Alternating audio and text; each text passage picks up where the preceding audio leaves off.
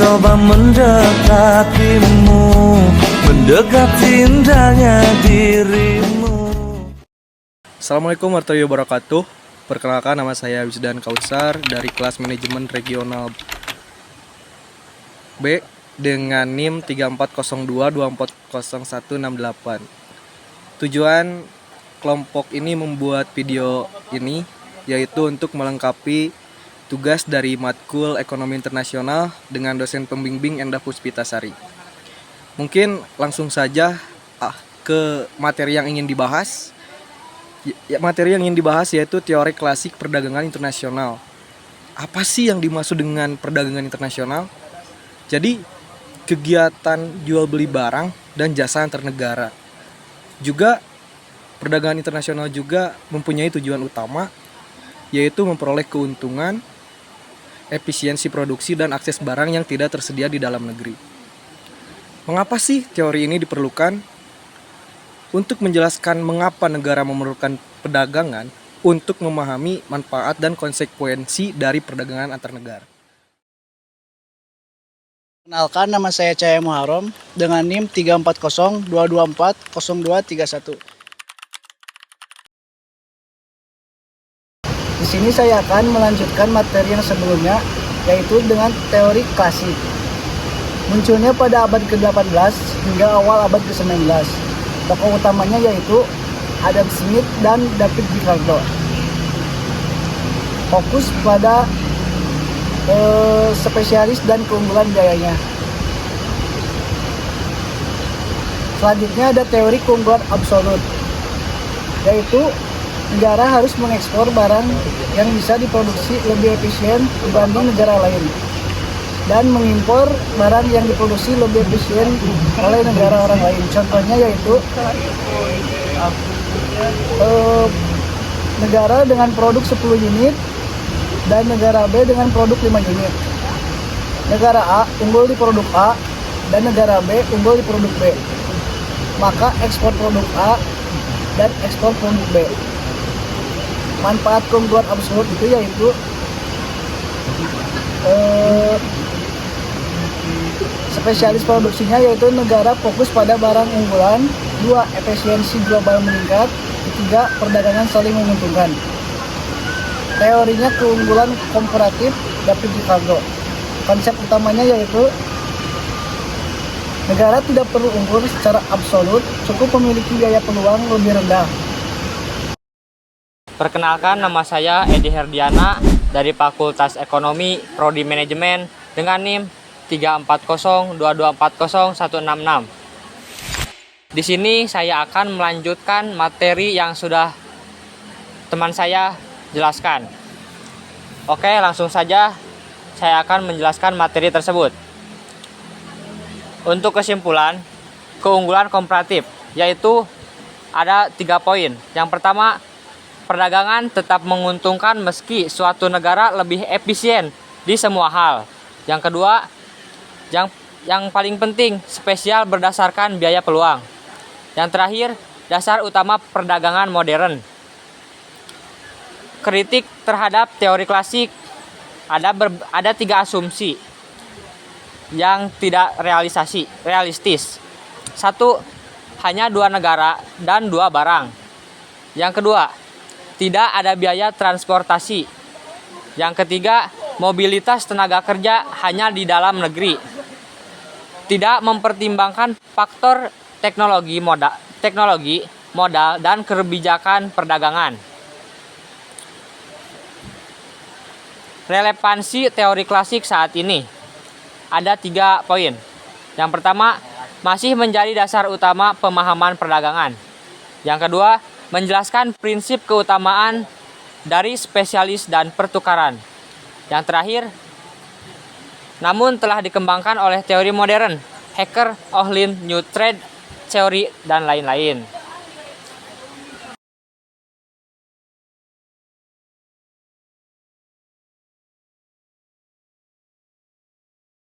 Perkenalkan, nama saya Ehsan Miftahul Rizwan dari kelompok 3 dengan NIM 3402240160 akan memberikan kesimpulan dari semua materi yang telah dibahas oleh rekan saya dengan mata kuliah Ekonomi Internasional yang membahas tentang teori klasik perdagangan internasional. Berikut kesimpulan teori klasik perdagangan internasional yang saya rangkum bersama rekan kelompok saya yang akan saya jelaskan sebagai berikut. Kesimpulan teori perdagangan internasional merupakan fondasi awal yang menjelaskan mengapa dan bagaimana perdagangan antar negara dari zaman terdahulu dapat memberikan manfaat ekonomi bagi masing-masing pihak yang terlibat. Teori perdagangan internasional ini muncul pada abad ke-18 hingga awal abad ke-19. Kemudian, pada masa berkembangnya sistem ekonomi kapitalis dan meningkatnya hubungan dagang antara negara Eropa dan Amerika bagian barat, tokoh-tokoh utama seperti Adam Smith dan David Ricardo menjadi pelopor yang menekankan pentingnya spesialisasi dan efisiensi produk dalam menciptakan keuntungan perdagangan di internasional. Kemudian, menurut Adam Smith, melalui teori keunggulan absolut atau kita sebut absolute advantage, setiap negara sebaiknya memproduksi barang yang dapat dihasilkan lebih efisien dibandingkan negara lain dan dapat menukarnya dengan barang yang tidak dapat diproduksi secara efisien. Berikut adalah penjelasan mengenai absolute advantage dari Adam Smith. Dengan cara ini, semua negara akan memperoleh keuntungan karena sumber daya yang digunakan sesuai dengan kemampuan terbaiknya. Namun, teori ini memiliki keterbatasan karena tidak menjelaskan kondisi ketika suatu negara tidak memiliki suatu keunggulan absolut terhadap negara lain, atau bisa kita sebut tidak menguntungkan antara suatu negara dengan suatu negara yang lain. Keterbatasan tersebut kemudian disempurnakan oleh tokoh bernama David Ricardo melalui teori keunggulan komparatif, atau dalam bahasa Inggris disebut comparative advantage. David Ricardo menjelaskan bahwa perdagangan tetap menguntungkan meskipun suatu negara tidak memiliki keunggulan absolut, asalkan negara tersebut fokus pada produksi barang yang memiliki keunggulan relatif atau biaya kesempatan, atau dalam bahasa Inggris bisa disebut opportunity cost. Mohon maaf. Kemudian opportunity cost yang artinya hal yang lebih rendah. Teori Ricardo menegaskan bahwa manfaat perdagangan tidak hanya didasarkan pada kemampuan absolut, melainkan pada efisiensi relatif yang dimiliki oleh masing-masing negara. Kemudian, teori Hecker-Ohlin atau HO memperluas pandangan klasik dengan menekankan pada faktor-faktor produksi seperti tenaga kerja, modal, dan sumber daya alam. Teori ini menyatakan bahwa negara yang mengekspor barang yang menggunakan faktor produksi yang melimpah di negaranya dengan mengimpor barang yang menggunakan faktor produksi yang langka. Dengan demikian, struktur faktor produksi dan perbedaan sumber daya menjadi kunci dalam menentukan pola perdagangan internasional. Dari keseluruhan teori klasik tersebut, dapat disimpulkan bahwa perdagangan internasional terjadi karena adanya perbedaan kemampuan, sumber daya, dan efisiensi antar negara. Perbedaan inilah yang menciptakan peluang untuk saling melengkapi dan memperoleh keuntungan bersama. Perdagangan internasional bukanlah hanya suatu bentuk persaingan yang merugikan, melainkan mekanisme kerjasama ekonomi yang dapat meningkatkan produktivitas, memperluas pasar, serta mempercepat pertumbuhan ekonomi dunia. Namun, teori klasik ini memiliki keterbatasan dalam menjelaskan kondisi ekonomi modern. Misalnya, teori klasik ini memperhitungkan peran teknologi investigasi asing dan kebijakan pemerintah, serta adanya hambatan perdagangan seperti tarif dan kuota. Meskipun teori perdagangan neoklasik, keunggulan kompetitif, dan teori ekonomi internasional yang kontemporer. Mungkin segitu kesimpulan dari saya dan berserta rekan saya. Mohon maaf bila ada kesalahan. Wabillahi taufiq wal hidayah. Wassalamualaikum warahmatullahi wabarakatuh.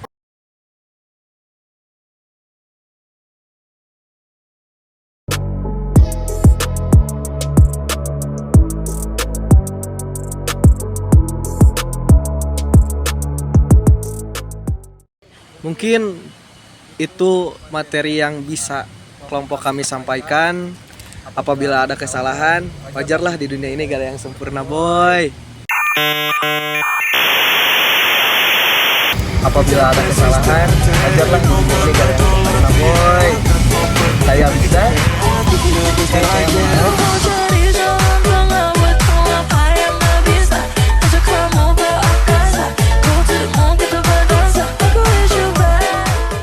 Saya Wisdan. Saya Cahaya Muharram. Saya Ehsan Miftaul Rizwan. Dan saya Edi Herdiana. Mengucapkan terima kasih. Jangan lupa like, comment, and subscribe. Perkenalkan, nama saya Ehsan Miftaul Rizwan dari kelompok 3 dengan NIM 340-2240-160 akan memberikan kesimpulan dari semua materi yang telah dibahas oleh rekan saya dengan mata kuliah ekonomi internasional yang membahas tentang teori klasik perdagangan internasional. Berikut kesimpulan teori klasik perdagangan internasional yang saya rangkum bersama rekan kelompok saya yang akan saya jelaskan sebagai berikut. Kesimpulan teori perdagangan internasional merupakan fondasi awal yang menjelaskan mengapa dan bagaimana perdagangan antar negara dari zaman terdahulu dapat memberikan manfaat ekonomi bagi masyarakat.